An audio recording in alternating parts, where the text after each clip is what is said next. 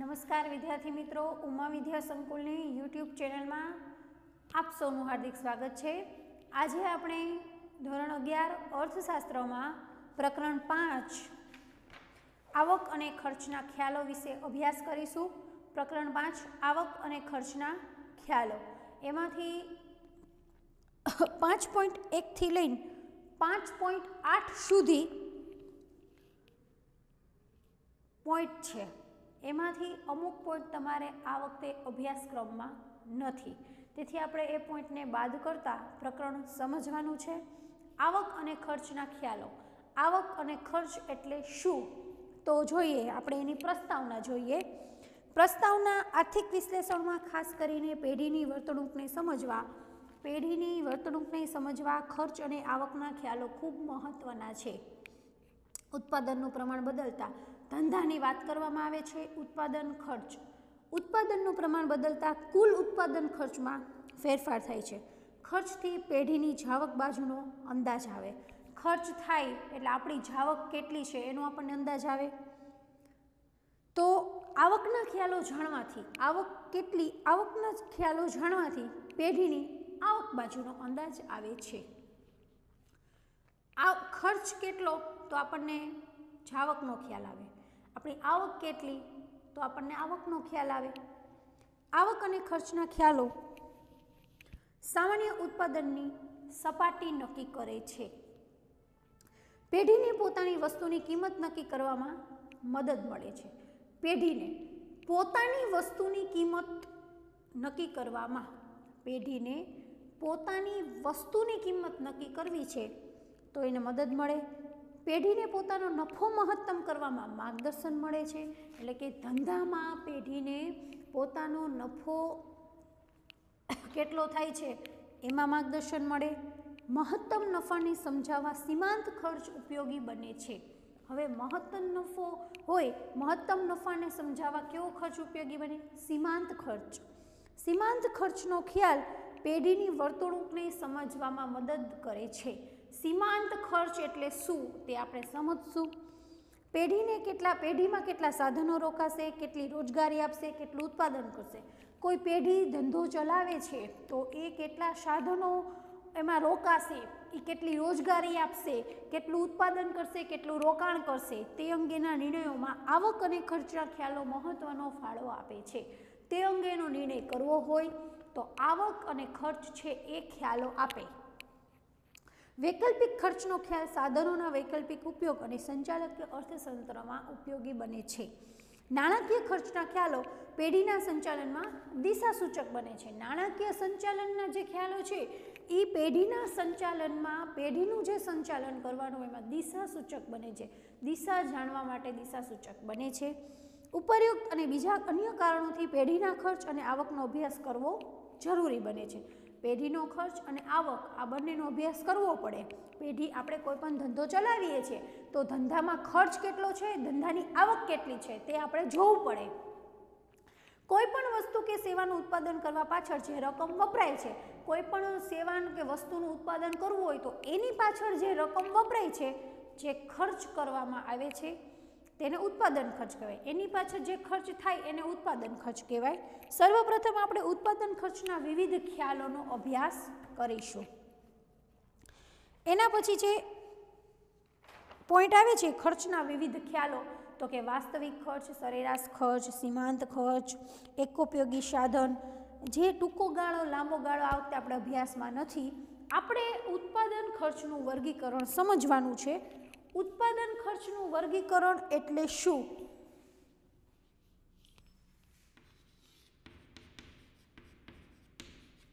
ઉત્પાદન ખર્ચનું વર્ગીકરણ, બરાબર। હવે ઉત્પાદન ખર્ચનું વર્ગીકરણમાં ટૂંકા ગાળાનું વર્ગીકરણ, ટૂંકા ગાળાનું ઉત્પાદન ખર્ચ અને લાંબા ગાળાનું ઉત્પાદન ખર્ચ।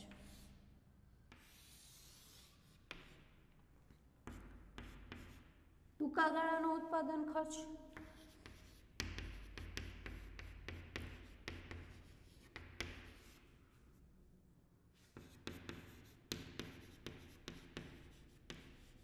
અને લાંબા ગાળાનો ઉત્પાદન ખર્ચ, બરાબર. ટૂંકા ગાળાનો ઉત્પાદન ખર્ચ, લાંબા ગાળાનો. હવે ટૂંકા ગાળામાં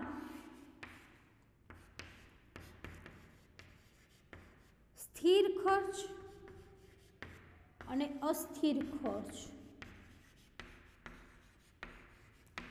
સ્થિર ખર્ચ અને અસ્થિર ખર્ચ. હવે એમાં પણ આપણે પોઈન્ટ જોઈએ તો સ્થિરમાં સરેરાશ સ્થિર ખર્ચ અને સરેરાશ અસ્થિર ખર્ચ.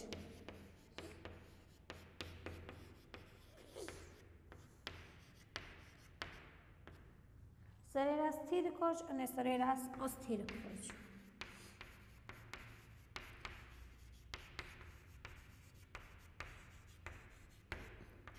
સરેરાશ સ્થિર ખર્ચ અને સરેરાશ અસ્થિર ખર્ચ. ઉત્પાદન ખર્ચનું વર્ગીકરણ છે આ. હવે એમાંનું પહેલાં આપણે જોઈએ તો કે સ્થિર ખર્ચ એટલે શું. ઉત્પાદન ખર્ચનું વર્ગીકરણ તમને 2 માર્કમાં કે 3 માર્કમાં પૂછાઈ શકે તો ટૂંકા ગાળાનું ઉત્પાદન ખર્ચ, લાંબા ગાળાનું ઉત્પાદન ખર્ચ. ટૂંકા ગાળાનું ઉત્પાદન ખર્ચ, કોઈ પણ પેઢી ધંધો ચલાવે છે તો એનો ઉત્પાદન ખર્ચ કેટલું, તો ઉત્પાદનમાં ટૂંકા ગાળાનો ઉત્પાદન ખર્ચ હોય, લાંબા ગાળાનો ઉત્પાદન ખર્ચ હોય. હવે ટૂંકા ગાળામાં સ્થિર ખર્ચાઈ હોય, અસ્થિર ખર્ચાઈ હોય. કે સ્થિર ખર્ચ કેને કહેવાય, કોઈ પણ વ્યક્તિ છે એને સ્થિર ખર્ચા, તો કે એ સ્થિર એટલે કે એ ખર્ચા થવાના જ છે, અને અસ્થિર ખર્ચમાં ક્યારેક થાય ને ક્યારેક ન થાય. તો સ્થિરમાં સરેરાશ સ્થિર ખર્ચ અને અસ્થિર ખર્ચમાં સરેરાશ અસ્થિર ખર્ચ. તો હવે જોઈએ સ્થિર ખર્ચ એટલે શું. સમયના ટૂંકા ગાળામાં ઉત્પાદનનું પ્રમાણ વધે, ઘટે કે શૂન્ય થાય. હવે સ્થિર ખર્ચ એટલે કે ઉત્પાદનનું પ્રમાણ છે એ વધી જાય, ઉત્પાદનનું પ્રમાણ ઘટી જાય કે હાવ શૂન્ય હોય તો પણ ખર્ચમાં કોઈ ફેરફાર થતો નથી. ઉત્પાદનના આધારે નહીં, પણ ઉત્પાદન થાય કે ન થાય પણ આ ખર્ચ તો થવાના જ છે. એને શું કહેવાય, સ્થિર ખર્ચ. સ્થિર ખર્ચને ઓવરહેડ ખર્ચ પણ કહેવાય છે. ટૂંકા ગાળામાં સ્થિર ખર્ચને ઉત્પાદનના પ્રમાણ સાથે કોઈ સંબંધ હોતો નથી. સ્થિર ખર્ચમાં કાયમી સ્ટાફનું વેતન. હવે ક્યારેક નફો થાય કે ન થાય, ઉત્પાદન થાય કે ન થાય, તો જે કર્મચારી તમારા ધંધા ઉદ્યોગમાં કામ કરે છે તો તમારે એને વેતન આપવાનું જ છે. એટલે કાયમી સ્ટાફનું વેતન, કારખાનાના મકાનનું ભાડું. હવે તમારે ઉત્પાદન થાય છે કે નથી થતું, ઉત્પાદન થાય કે ન થાય, નફો થાય કે ન થાય, તમે જે મકાન ભાડો રાખીને જે ધંધો ચલાવો છો તો એનું ભાડું તો તમારે દેવાનું જ છે. એટલે કે કાયમી સ્ટાફનું વેતન, મકાનનું ભાડું, મિલકત વ્યવસાય વેરો તમારે ભરવાનો જ હોય. વેરો, લાયસન્સ ફી, મૂડી ઉપરનું વ્યાજ, વીમાનું પ્રીમિયમ વગેરેનો સમાવેશ થાય છે. વીમો ઉતરાયો છે તો વીમાનું પ્રીમિયમ ભરવાનું, તો વગેરેનો સમાવેશ થાય છે. સ્થિર ખર્ચની એક અનુસૂચિ જોઈએ, સ્થિર ખર્ચની એક આકૃતિ જોઈએ આપણે. ઉત્પાદનનું પ્રમાણ એકમમાં અને કુલ સ્થિર ખર્ચ રૂપિયામાં. ઉત્પાદનનું પ્રમાણ અને કુલ સ્થિર ખર્ચ.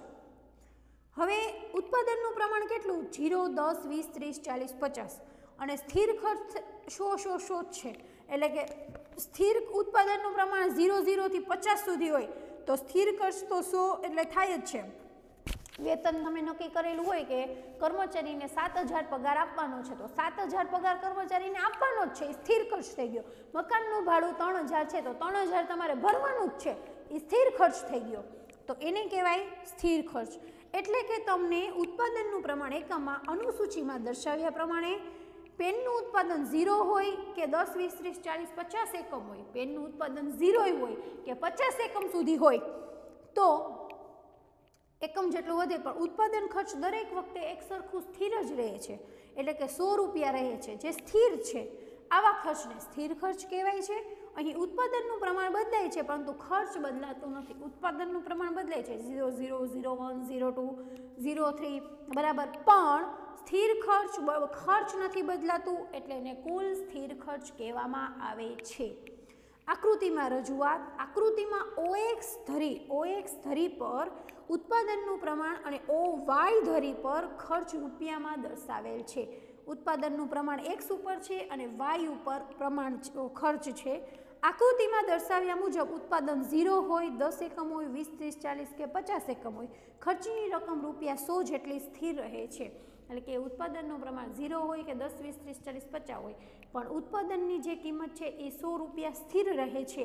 આકૃતિમાં કુલ સ્થિર ખર્ચની રેખા પાયાની ધરીને સમાંતર રહે છે. કુલ સ્થિર ખર્ચની રેખા છે એ પાયાની જે ધરી છે એક્સ ધરી છે એને સમાંતર જ રહે છે, સીધી જ રહે છે, એટલે કે એને સ્થિર ખર્ચ કહેવાય. TFC એટલે ટોટલ ફિક્સ્ડ કોસ્ટ, એટલે કે સ્થિર ખર્ચ. ટોટલ ફિક્સ્ડ કોસ્ટ એટલે ટોટલ સ્થિર ખર્ચ, એટલે જે એક્સની ધરીને સમાંતર જ સ્થિર ખર્ચ રહે છે, સીધી જ છે એટલે એને સ્થિર ખર્ચ કહેવાય. આ આપણે આકૃતિ સમજી. હવે અસ્થિર ખર્ચ સમજવાનું છે. અસ્થિર ખર્ચ એટલે શું? અસ્થિર ખર્ચ જ્યારે ઉત્પાદનનું એકમ કે પેઢી ઉત્પાદનના અસ્થિર સાધનો પર જે ખર્ચ કરે છે, અસ્થિર સાધનો હોય એના ઉપર જે ખર્ચ કરે એને અસ્થિર ખર્ચ કહેવામાં આવે. અસ્થિર ખર્ચ ટૂંકા ગાળે ઉત્પાદનની સપાટીમાં ફેરફાર થતાં આવા ખર્ચમાં પણ ફેરફાર થાય છે. ઉત્પાદન વધતા ખર્ચ વધે. ઉત્પાદન અસ્થિર ખર્ચ એટલે ઉત્પાદન ઉપર આધાર રાખે છે. ઉત્પાદન વધે તો અસ્થિર ખર્ચ વધે, ઉત્પાદન ઘટે તો ખર્ચ ઘટે, તો ઉત્પાદન શૂન્ય થાય તો ખર્ચ પણ શૂન્ય થાય છે, તો એને શું કહેવાય? અસ્થિર ખર્ચ. અસ્થિર ખર્ચને અસ્થાયી, પ્રત્યક્ષ અથવા મુખ્ય ખર્ચ પણ કહે છે, જે ઉત્પાદન ઉપર આધાર રાખે છે. આ ખર્ચને ઉત્પાદનના પ્રમાણ સાથે સીધો સંબંધ છે. આ અસ્થિર ખર્ચ છે એને ઉત્પાદનના પ્રમાણ સાથે સંબંધ છે, જ્યારે સ્થિર ખર્ચને ઉત્પાદન ઉપર સંબંધ નથી.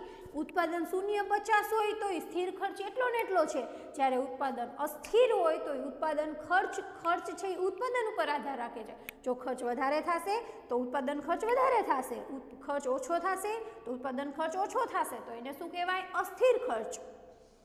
અસ્થિર ખર્ચમાં કાચા માલની કિંમત, બળતણનું ખર્ચ, વીજળીનું બિલ, તો મશીન ઉત્પાદન જેટલું તમે વધારશો એટલું મશીન કામ કરવાનું છે, તો મશીનનું બિલ, તો એને શું કહેવાય? એ બધું ઉત્પાદન ઉપર આધાર રાખે છે, એને અસ્થિર ખર્ચ કહેવાય. વાહન વ્યવહારનો ખર્ચ, શ્રમિકોનું વેતન, ઉત્પાદન વેચાણ ઉપરના વેરાઓ, આ બધું ઉત્પાદન ઉપર આધાર રાખે છે. વીજળીનું બિલ, તેમ આ ખર્ચા પણ વધે છે, તેથી તેને અસ્થિર ખર્ચ કહેવાય. સ્થિર ખર્ચ અને અસ્થિર ખર્ચ વચ્ચેનો તફાવત માત્ર સમયના ટૂંકા ગાળામાં જ શક્ય છે. લાંબા ગાળે તો તમામ ખર્ચા અસ્થિર બની જાય છે. સ્થિર ખર્ચ કે અસ્થિર ખર્ચ એ ટૂંકા ગાળા માટે હોય, લાંબા ગાળે બધા ખર્ચાઓ છે એ અસ્થિર બની જાય છે. હવે આપણે અસ્થિર ખર્ચમાં જોઈએ તો કે ઉત્પાદનનું પ્રમાણ 0 થી 50 આપ્યું છે, અને કુલ અસ્થિર ખર્ચ 0 છે તો 0. 10 એકમ છે તો 80 રૂપિયા અસ્થિર ખર્ચ થાય છે, 20 એકમ છે તો 150 રૂપિયા થાય છે, 30 એકમ છે તો 210 રૂપિયા થાય છે, 40 એકમ છે તો 290 રૂપિયા થાય છે, 50 એકમ છે તો 390 રૂપિયા થાય છે. ઉત્પાદન શૂન્ય હોય ત્યારે અસ્થિર ખર્ચ શૂન્ય હોય છે, તેમ અસ્થિર ખર્ચ પણ વધે છે. અનુસૂચિ જોતા જણાશે કે 30 એકમ સુધી અસ્થિર ખર્ચ ઘટતા દરે વધે છે. અસ્થિર ખર્ચ છે એ ઘટતા દરે વધે છે. 30 એકમ બાદ 30 એકમ પછી શું છે તો પેદાશનો નિયમ લાગુ પડે, તેથી અસ્થિર ખર્ચ વધતા દરે વધે છે. 80, 150, 210, 290, 390 એટલે ઘટતા દરે વધે, ઓલું વધતા દરે પછી વધે છે. ઘટતા દરે એટલે 80 માંથી 150 એટલે ઘટતો દર કહેવાય. પછી છેલ્લે તમે જુઓ તો 290 થી 390 થઈ ગયા તો એ વધતો દર કહેવાય, વધારે વધ્યો છે એટલે વધતા દરે વધે છે. હવે તમે એની અનુસૂચિ જુઓ તો આકૃતિમાં OX ધરી પર ઉત્પાદનના એકમો OX ધરી પર ઉત્પાદનના એકમો OY ધરી પર કુલ જેમ ઉત્પાદન વધે તેમ અસ્થિર ખર્ચ પણ વધે છે. 10, 20, 30 તેમ કુલ અસ્થિર ખર્ચ 80, 150, 210. અસ્થિર ખર્ચની રેખા ઉદ્ગમ બિંદુથી શરૂઆતમાં ધનઢાળવાળી હોય છે. શરૂઆતમાં ધનઢાળવાળી હોય કારણ કે શરૂઆતમાં ઘટતા દરે અને ત્યારબાદ વધતા દરે, એટલે કુલ અસ્થિર ખર્ચ વધે છે. કુલ કયો ખર્ચ વધે છે? અસ્થિર ખર્ચ. ટૂંકા ગાળામાં સ્થિર ખર્ચ નિશ્ચિત હોય છે. ટૂંકા ગાળા માટે જે સ્થિર ખર્ચ હોય છે તે નિશ્ચિત હોય છે, પરંતુ અસ્થિર ખર્ચ બદલાતું રહે છે. આ ખર્ચ ઉત્પાદન સાથે સીધી રીતે સંકળાયેલો હોય. આ ખર્ચ છે એ ઉત્પાદન સાથે સીધી રીતે ખર્ચ સંકળાયેલો હોય છે, અસ્થિર ખર્ચ. તેમજ પ્રોફેસર માસ્ટર છે અસ્થિર ખર્ચને મુખ્ય ખર્ચ કહે છે. પ્રોફેસર માર્શલ છે એ એમ કહે છે કે તમે કોઈ પણ ધંધો ઉદ્યોગ ચલાવો છો, પેઢી છે, તો જે તમારા અસ્થિર ખર્ચા થાય છે એ જ તમારા મુખ્ય ખર્ચા કહેવાય। આ આપણે સ્થિર ખર્ચ જોયું, અસ્થિર ખર્ચ જોયું। હવે આવે છે કુલ ખર્ચ, સ્થિર પ્લસ અસ્થિર કુલ ખર્ચ, એટલે એમાં સ્થિર આવી ગયું અને અસ્થિર આવી ગયું।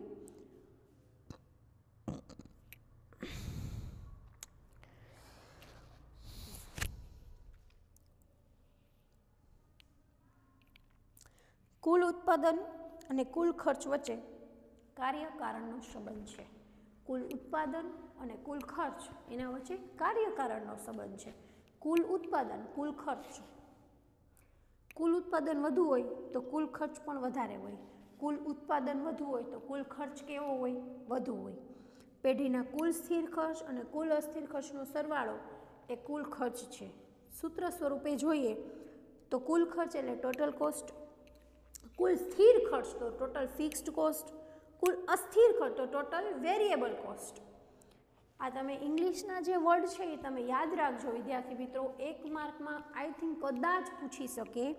ઉત્પાદન વધતા સ્થિર ખર્ચ સ્થિર રહે છે, ઉત્પાદન વધે એમ સ્થિર ખર્ચ તો સ્થિર જ રહે। જો ઉત્પાદન વધે તો અસ્થિર ખર્ચ પણ વધે છે। તેથી કુલ ખર્ચમાં અસ્થિર ખર્ચના વધારાના પ્રમાણ જેટલો વધારો થાય, પછી કુલ તમે જુઓ તો સ્થિર અસ્થિરમાં જેટલો વધારો થાય અસ્થિરમાં એટલે કુલમાં પણ વધારો થાય। તેથી કુલ ખર્ચની રેખા અસ્થિર ખર્ચની રેખાની ઉપરના ભાગમાં હોય છે। સ્થિર, અસ્થિર અને કુલ, એટલે કુલ છે એ અસ્થિરની ઉપરના ભાગમાં હોય, પરંતુ બંને વચ્ચેનું ઊભું એટલે કે અંતર સરખું રહે છે, તે આકૃતિમાં જોઈ શકાય છે। પેજ નંબર 50ની તમે આકૃતિ જુઓ તો ઉત્પાદનનું પ્રમાણ 10 થી 50 સુધીનું આપ્યું છે, સ્થિર ખર્ચા 100 જ આપ્યા છે, પછી કુલ અસ્થિર ખર્ચ 0 0 80 150 210 290 390।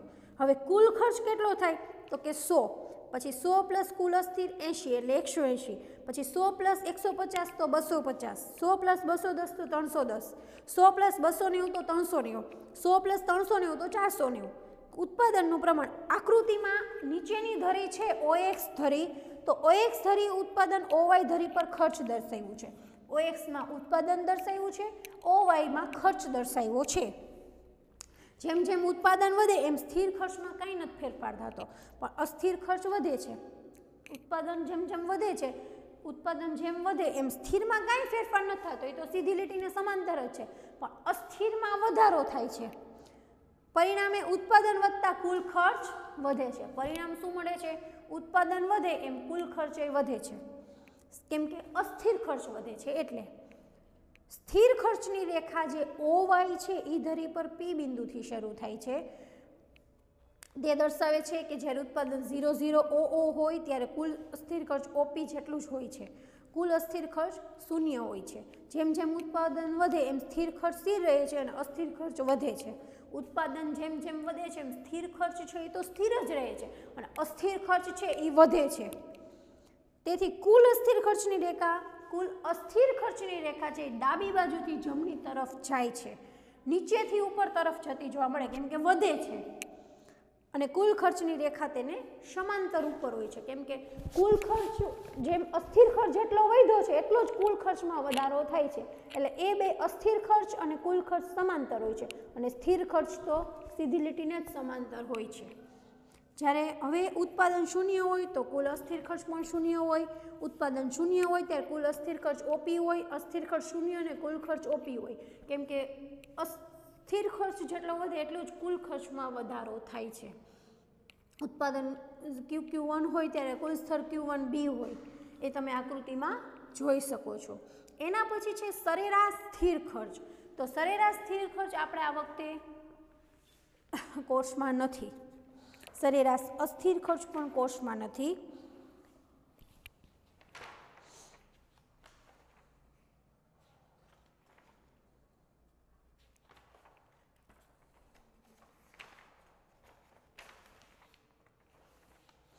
હવે આપણે એના પછી છે સરેરાશ ખર્ચ, એ જોવાનું છે। સરેરાશ ખર્ચ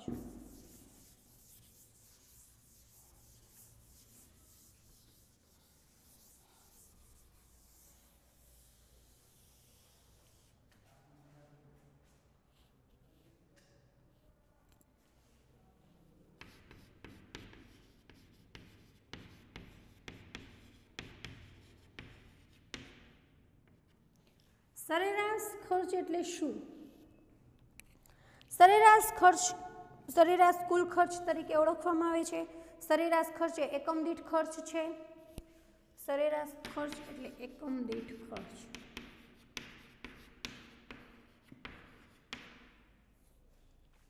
કુલ ખર્ચને ઉત્પાદનના એકમોથી ભાગીને સરેરાશ ખર્ચ મેળવવામાં આવે છે. કુલ ખર્ચ એ કુલ સ્થિર કુલ અસ્થિરનો સરવાળો છે. આ સૂત્ર ખાસ યાદ રાખવાનું છે. સરેરાશ ખર્ચનું સૂત્ર ખાસ યાદ રાખવાનું છે. મોસ્ટ આઈએમપી છે. સ્થિર ખર્ચ પ્લસ અસ્થિર ખર્ચનું ઉત્પાદન એકમો વડે ભાંગવાથી સરેરાશ ખર્ચ પ્રાપ્ત થાય છે. સરેરાશ ખર્ચનું સૂત્ર છે જે તમારે ફરજિયાત યાદ રાખવાનું છે. સરેરાશ ખર્ચ બરાબર કુલ ખર્ચ ભાંગ્યા કુલ ઉત્પાદન એકમો. કુલ ઉત્પાદન એકમો.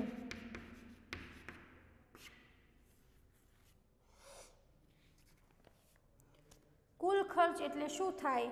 તો કે સ્થિર પ્લસ અસ્થિરનો સરવાળો.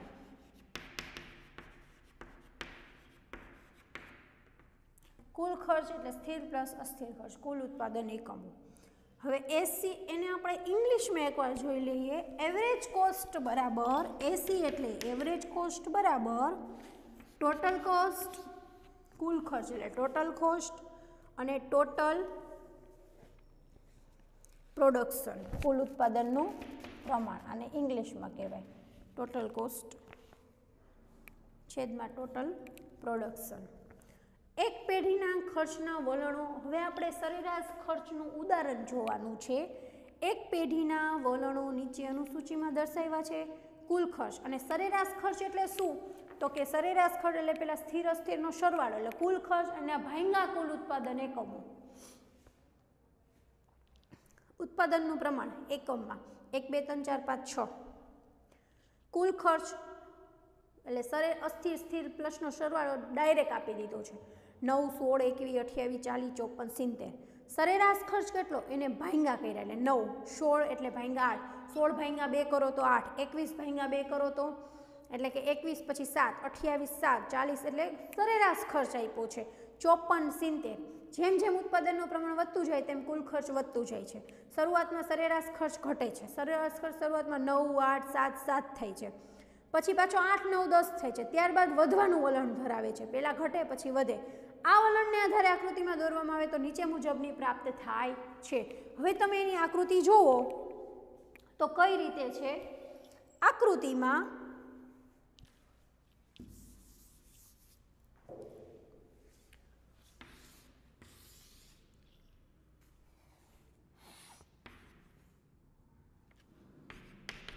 અને આ વાય છે, બરાબર.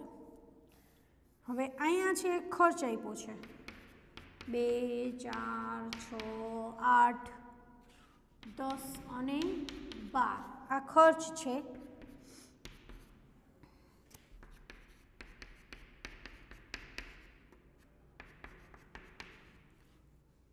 બરાબર. હવે આકૃતિમાં OX ધરી પર ઉત્પાદન અને OY ધરી પર ખર્ચ દર્શાવવામાં આવે છે. શરૂઆતમાં ઉત્પાદન વધતા સરેરાશ ખર્ચ ઘટે છે. એટલે શરૂઆતમાં કેવી રીતે છે તો કે 9, પછી છે 8, પછી છે 7, 7, પછી છે 8 9 10, પછી છે 8 9 10. આવી રીતે છે. એટલે આને તમે આવી રીતે રેખા બનશે. કઈ રેખા થાય? સરેરાશ ખર્ચની રેખા. અને આ જે છે એ આકૃતિમાં OX ધરી પર ઉત્પાદન અને OY ધરી પર ખર્ચ દર્શાવવામાં આવ્યા છે. ઉત્પાદન અને આ ખર્ચ, આ છે એ ઉત્પાદન દર્શાવ્યું છે અને આ છે એ ખર્ચ દર્શાવ્યો છે. શરૂઆતમાં ઉત્પાદન વધતા સરેરાશ ખર્ચ ઘટે છે. શરૂઆતમાં ઉત્પાદન વધે છે, સરેરાશ ખર્ચ ઘટે છે, પછી વધે છે. સરેરાશ ખર્ચની રેખા યુ આકારની બને છે. ટૂંકમાં શરૂઆતમાં સરેરાશ ખર્ચ ઘટે છે અને ત્યારબાદ વધે છે, માટે સરેરાશ ખર્ચ રેખા યુ આકાર ધારણ કરે છે. આ આપણે આકૃતિ કરી સરેરાશ ખર્ચની, એટલે કે પહેલા ઉત્પાદન ઘટે છે અને ત્યારબાદ વધે છે, એને કહેવાય સરેરાશ ખર્ચ. હવે આવે છે સીમાંત ખર્ચ.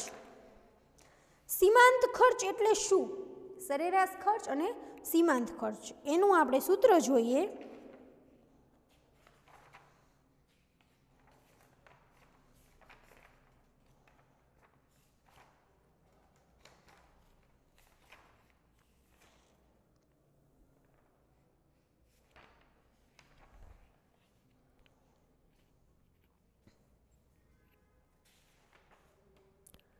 સીમાંત ખર્ચ સરેરાશ ખર્ચ જોયો, હવે જોવાનું છે સીમાંત ખર્ચ.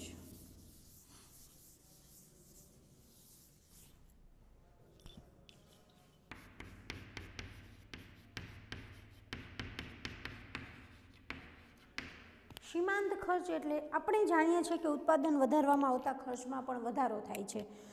કુલ ઉત્પાદનના એક એકમનો વધારો અને ઘટાડો થવાથી કુલ ઉત્પાદન ખર્ચમાં જે ફેરફાર થાય, એક એકમનો જે ઘટાડો કે વધારો થાય અને જે ફેરફાર થાય છે એને સીમાંત ખર્ચ કહેવાય છે. ટૂંકમાં વધારાનું એક ઉત્પન્ન કરવાથી કુલ ખર્ચમાં થતો ફેરફાર, એ સીમાંત ખર્ચ છે. સૂત્ર અને ઉદાહરણ દ્વારા આપણે સમજીએ. આપણે n એકમો, ધારો કે n આપણને એકમ છે, n એકમના ઉત્પાદન ખર્ચ અને n-1 એકમોના ઉત્પાદન ખર્ચના તફાવત દ્વારા જે સીમાંત ખર્ચ માર્જિન કોસ્ટ જોવા મળે છે એને મેળવવા સંજ્ઞાને નીચે મુજબ સૂત્ર દર્શાવી શકીએ.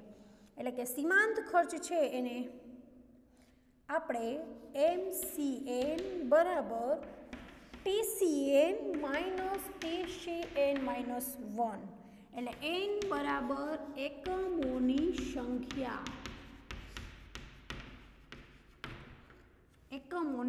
સંખ્યા,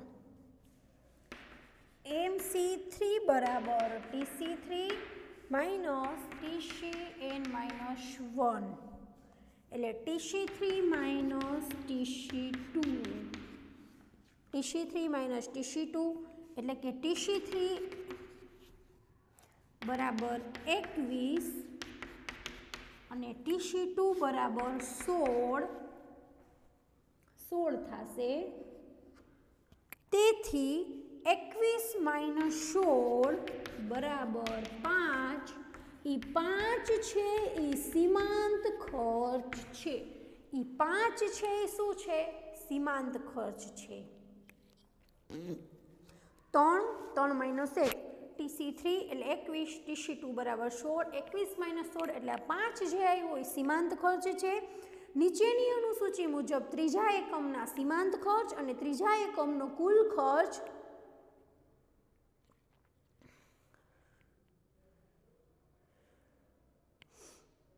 ના તફાવત એટલે કે 5 છે. યાદ રાખવું જોઈએ કે સીમાંત ખર્ચ સ્થિર ખર્ચથી સ્વતંત્ર હોય છે. તેથી કહી શકાય કે સીમાંત ખર્ચ એ સ્થિર ખર્ચમાં થતા ફેરફારનું પરિણામ છે. જ્યારે ઉત્પાદન n એકમો પરથી ઘટીને n-1 એકમ થાય ત્યારે કુલ અસ્થિર ખર્ચમાં થતા વધારા જેટલો સીમાંત ખર્ચ હોય છે. સીમાંત ખર્ચ ઉત્પાદનમાં ફેરફાર થવાથી કુલ ખર્ચમાં થતા ફેરફાર બરાબર બને છે. હવે કેમ આપણને આની પહેલાં આકૃતિમાં કુલ ખર્ચ અને સરેરાશ ખર્ચ આપ્યો હતો, એમાં આપણે અત્યારે એવું જોવાનું છે કુલ ખર્ચ અને સીમાંત ખર્ચ. ઉત્પાદનનું પ્રમાણ 1 થી 7, કુલ ખર્ચ 9, 16, 21, 28, 40 આપ્યું છે. કેવી રીતે આપણને 28, 40, 54, 70.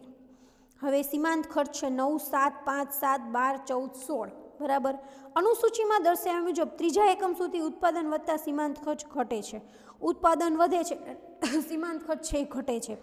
ત્રીજા એકમે સીમાંત ખર્ચ લઘુત્તમ છે, ત્યાર પછી સીમાંત ખર્ચમાં સતત વધારો થાય છે. ત્રીજા એકમે લઘુત્તમ છે અને એના પછીમાં વધારો થાય છે. આ વલણ પૃષ્ઠ 55 પરની આકૃતિમાં જોવા મળે છે. આ વલણ છે એ 55 પરની તમે આકૃતિ જુઓ તો એમાં જોવા મળે છે. તો એની રેખા છે એ આમ બને છે, જોઈ લેશો તમે. OX ધરી પર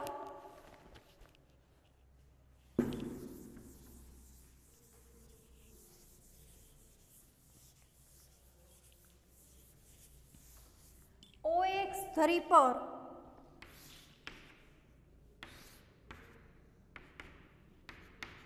અને OY ધરી પર આકૃતિમાં દર્શાવ્યા મુજબ કુલ સરેરાશની જેમ જ શરૂઆતમાં સીમાંત ખર્ચ ઘટે છે, અમુક સમય બાદ તેમાં વધારો થાય છે. સરેરાશમાં એમ જ હતું, પણ વધતા આરંભમાં કુલ, કારણ કે ઉત્પાદન વધતા આરંભમાં કુલ અસ્થિર ખર્ચ ઘટતા દરે વધે. આની પહેલાંય આપણે જોયું હતું કે અસ્થિર ખર્ચ ઘટતા દરે વધે, પછી વધતા દરે વધે. તેથી શરૂઆતમાં ઉત્પાદન વધતા સીમાંત ખર્ચ ઘટે છે અને અમુક બિંદુ પછી વધે છે. આકૃતિમાં સીમાંત ખર્ચની રેખા હોકી સ્ટિક બને છે. તમે આકૃતિ 55ની જો તો હોકી સ્ટિક બને, પહેલાં ઘટે પછી વધે. તેથી સીમાંત ખર્ચની રેખા ઋણ ઢાળની છે. ત્રીજા એકમ પછી ઉત્પાદન વધતા સીમાંત ખર્ચ વધે છે. ત્રીજા એકમ પછી ઉત્પાદન એ વધે એટલે સીમાંત ખર્ચ વધે છે. પરિણામે સીમાંત ખર્ચની રેખા ધનઢાળવાળી બને છે. આ સીમાંત ખર્ચ જોયું આપણે. એના પછી છે સરેરાશ ખર્ચ અને સીમાંત ખર્ચ વચ્ચેનો સંબંધ, જે આપણે નેક્સ્ટ લેક્ચરમાં સમજીશું. આજે આપણે પ્રસ્તાવના, પછી ઉત્પાદન ખર્ચનું વર્ગીકરણ, એમાં અસ્થિર ખર્ચ, સ્થિર ખર્ચ, કુલ ખર્ચ, સરેરાશ ખર્ચ અને સીમાંત ખર્ચ વચ્ચે અભ્યાસ કરીશું. અને હવે પછીનું પોઈન્ટ આપણે કયો છે તો કે સરેરાશ ખર્ચ અને સીમાંત ખર્ચ વચ્ચેનો સંબંધ શું છે એ આપણે જોવાનું છે. આભાર વિદ્યાર્થી મિત્રો.